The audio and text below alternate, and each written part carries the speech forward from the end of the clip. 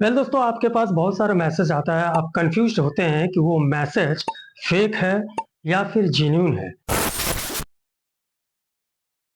तो इसी से रिलेटेड आज वीडियो है। आप कैसे आइडेंटिफाई कीजिएगा कि आपके मोबाइल में जो एसएमएस आता है, नॉट मैसेज, एसएमएस के शक्ल में जो मैसेज आता है वो फेक है या फिर जेन्युइन है, और इसको कैसे वेरीफाई कीजिएगा। चलिए हम लोग वीडियो फटाफट देख लेते हैं।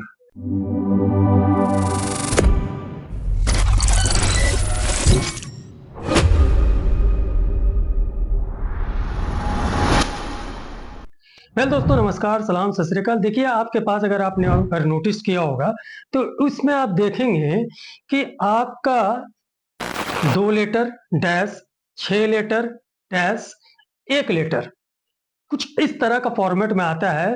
जैसे suppose A B dash A B C D E F dash T, उसके बाद लास्ट लेटर टी हो सकता है, पी हो सकता है, एस हो सकता है या फिर जी हो सकता है। तो ये लास्ट लेटर को आप आइडेंटिफाई करके आप पता लगा सकते हैं कि आपका जो एसएमएस आया आपके मोबाइल में वो जेन्युइन है। तो ये कैसे पता लगाइएगा और क्यों ये जेन्युइन है? देखिए, सपोज आपके पास एक आता है, जैसे बीएसएनएल का ये जो हम आपको एग्जांपल दिखा रहे हैं, ये हुआ, ये हुआ, ये हुआ, ये जितना भी है, ये बीएसएनएल की तरफ से कुछ प्रमोशनल मैसेज आता है तो उसका लास्ट लेटर आपको पी इंडिकेट करेगा। या फिर कोई ट्रांजैक्शनल लेटर आता है, जैसे ओटीपी से रिलेटेड, बैंक से रिलेटेड, या किसी किसी तरह का आपने पेमेंट किया उससे रिलेटेड जो आपके पास रिवर्ड होता है मैसेज, तो वहां पे कुछ आपको टी करके इंडिकेट करेगा, मतलब ट्रांजेक्शनल में एसएमएस है। उसके बाद आपके सामने एस एस बहुत ज्यादा आता है, एस और पी बहुत ज्यादा आता है, प्रमोशनल, और एस का मतलब हो गया सर्विसेज।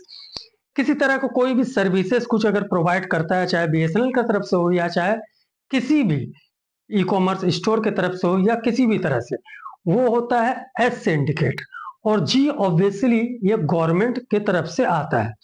आप सिर्फ लास्ट लेटर को ही पता लगा सकते हैं कि लास्ट लेटर अगर पी, टी, एस या जी है, इसका मतलब आपका जो मैसेज है ये जेन्युइन मैसेज है, ये जेन्युइन एसएमएस है। अब रह गया बात, ये क्यों जेन्युइन है, इसका भी एक्सप्लेनेशन हम छोटा सा दे देते हैं। इसलिए जेन्युइन है, बताया गया सरकार की तरफ से ट्राई कि डीएलटी में जितने भी कंपनी है उनको एसएमएस भेजने के लिए उनको यहाँ पे रजिस्टर्ड कराना पड़ेगा। अगर किसी कंपनी का पास बीएसएनएल का अगर नेटवर्क यूज करता है, या फिर वोडाफोन का, या फिर जियो का, या फिर और भी किसी टेलीकॉम डिपार्टमेंट का वो सर्विसेज लेता है, तो हर कंपनी को वहां जाकर रजिस्टर करना पड़ेगा एसएमएस भेजने के लिए, और उसी के जरिए अपना कस्टमर या क्लाइंट को वो एसएमएस भेज सकता है। इससे उनका जेन्युइनिटी सिद्ध होता है, एक्चुअली जेन्युइनिटी प्रूव्ड होता है। बहुत सारा आप मैसेज देखेंगे जो आपके फोन में एसएमएस आता है, एसएमएस के शक्ल में मैसेज आता है, तो वहां पर जी, पी, टी और एस नहीं होगा। वो एक्चुअली जेन्युइन नहीं है। अगर वो जेन्युइन कंपनी होंगे भी तो उनको इस तरह का एसएमएस अपने क्लाइंट के पास भेजने के लिए उनको डीएलटी प्लेटफॉर्म में जाकर रजिस्टर कराना पड़ेगा। डीएलटी का फुल फॉर्म होता है डिस्ट्रीब्यूटेड लेजर टेक्नोलॉजी।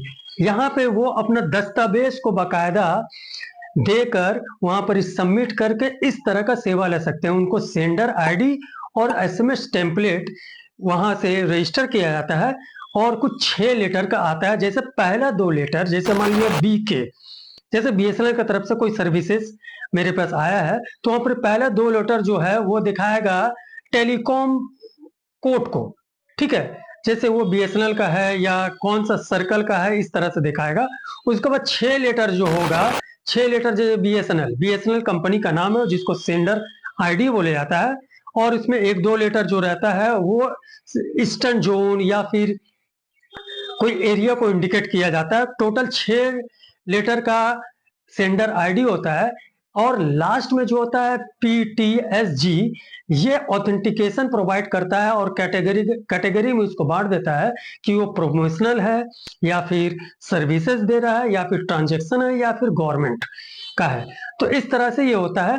अगर ये चीज रजिस्टर किया जाता है, अगर जियो वाला जो है, जो सर्विस यूज कर रहे हैं जो कंपनी, उनको जियो का पोर्टल में जाके जियो का डीएलटी में रजिस्टर करना पड़ेगा, उसी तरह से वोडाफोन का डीएलटी में रजिस्टर करना पड़ेगा, उसी तरह से बीएसएनएल का डीएलटी में उसको रजिस्टर करना पड़ेगा। उनके पर्टिकुलर उस वेबसाइट में जाके आप उनका ऑथेंटिकेशन भी चेक कर सकते हैं। जो जेन्युइन कंपनी होते हैं वो अपने डॉक्यूमेंट को प्रोवाइड करके ऐसा करते हैं। बहुत सारे लोग अभी लाइन में लगे हुए अपने कंपनी का जेन्युइनिटी को बरकरार रखने के लिए इस तरह का एसएमएस पोर्टल में जाके, एक्चुअली डीएलटी पोर्टल में जाके, प्लेटफॉर्म में जाके वहाँ रजिस्टर करना उनके लिए जरूरी हो गया। ये गाइडलाइन आ चुका है गवर्नमेंट की तरफ से, और बहुत दिन से आप अपना इसमें देखते भी होंगे, नोटिस भी करते होंगे। Total 2 letter, 6 letter sender ID और लास्ट में 1 लेटर होता है जो कैटेगरी को डिसाइड करता है। वेल दोस्तों, ये वीडियो आपके लिए अगर इन्फॉर्मेटिव है तो जरूर से जरूर इस वीडियो को लाइक करें, शेयर करें। चलिए नेक्स्ट वीडियो फिर से मिलते हैं। बाय, टेक केयर, अपना ख्याल रखिए।